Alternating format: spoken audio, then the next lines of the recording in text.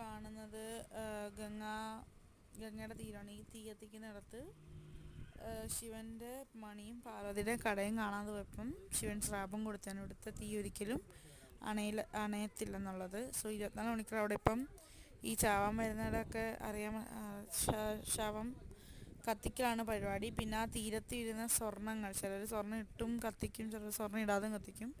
സ്വർണ്ണം ഇട്ട് കത്തിക്കുന്നവരുടെ സ്വർണം അവർ എടുത്തിട്ട് പാവപ്പെട്ടവർക്കോ അല്ലെങ്കിൽ അവിടുത്തെ ഭഗവാനെ സമർപ്പിക്കുകയാണ്. ഇത് ബോട്ട് വഴി പോകുന്നവരുണ്ട്.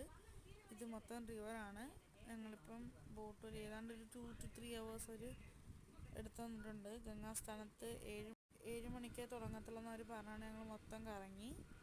ഒക്കെ കുറേ അമ്പലങ്ങളും ടെമ്പിൾസൊക്കെയാണ്. ഇവിടെ കൂടെ നടന്നൊക്കെ പോകാം. ഞങ്ങൾ പോയിട്ടുണ്ട് നടന്ന്. നല്ല രസമായിരുന്നു. വിഷ്വൽസ് ആഡ് ചെയ്യാൻ പറ്റുമെങ്കിൽ ഞാൻ ആഡ് ചെയ്യാം അടുത്ത ഷോർട്സിൽ.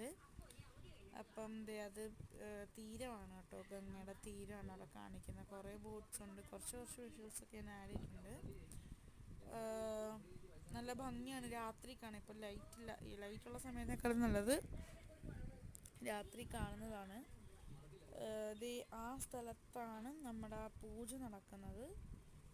ഇനിയും കുറച്ചും കൂടെ പോയാൽ നമുക്ക് കുറച്ച് രാത്രിയിലത്തെ വിഷ്വൽസ് എടുത്തിട്ടുണ്ടോ എന്ന് എനിക്കറിയില്ല. നോക്കാം. എടുത്തിട്ടുണ്ടെങ്കിൽ ഞാൻ ഉറപ്പായിട്ട് ഇട്ടേക്കാം. ഫോട്ടോ ആയിട്ടോ അതേ ഷോർട്സായിട്ട് വീഡിയോസായിട്ട് എടുത്തേക്കാം. ഇവിടെ ആൾക്കാർ കുറേ നടന്നൊക്കെ പോകുന്നുണ്ട് കേട്ടോ. ഞങ്ങൾ നടന്നു പോയിട്ടുണ്ട്. നല്ല രസമാണ് കാണാൻ. പ്രത്യേകിച്ച് അതിൻ്റെ മറ്റ് ലൈറ്റൊക്കെ വരുമ്പോഴുള്ള കാണാൻ നല്ല രസമാണ്. നല്ല ചൂട് കാറ്റാന്നേ ഉള്ളൂ, വേറെ പ്രശ്നങ്ങളൊന്നുമില്ല. നമ്മൾ വിയർക്കത്തില്ല, പക്ഷെ ചൂട് നമുക്ക് സഹിക്കാൻ പറ്റത്തില്ല. അപ്പോൾ ഇവിടെ നല്ലപോലെ പെട്ടെന്ന് നമ്മൾ ഡീഹൈഡ്രേറ്റ് ആവും. കുറച്ച് വെള്ളമൊക്കെ കുടിക്കണം, അത്രേ ഉള്ളൂ പാട്. പിന്നെന്തുവാ, ഇത്രേ ഉള്ളൂ. ഇപ്പം നിങ്ങളാ കാണുന്ന സ്ഥലത്താണ് എന്നുവെച്ചാൽ കുറച്ച് കാണാൻ പോകുന്ന ആ സ്ഥലത്താണ് നമ്മുടെ പൂജ നല്ലപോലെ നടക്കുക. 3-4 നടക്കുന്നുണ്ട്. അപ്പോൾ ഇത്രേ ഉള്ളൂ വീഡിയോയിൽ. Thanks for watching our video.